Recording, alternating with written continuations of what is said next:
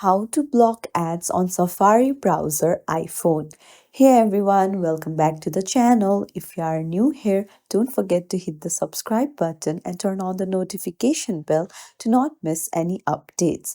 So let's dive right in. To block ads, you'll need to go to settings, then scroll down to the bottom, tap on apps, and then on the search bar, search for Safari. Open it up and then scroll down and you'll see block pop-ups. Toggle it on and again scroll down to the bottom, go to advanced, and there you'll find block all cookies. Just toggle it on as well and tap on block all.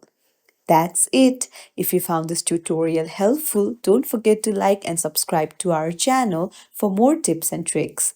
Thank you for watching.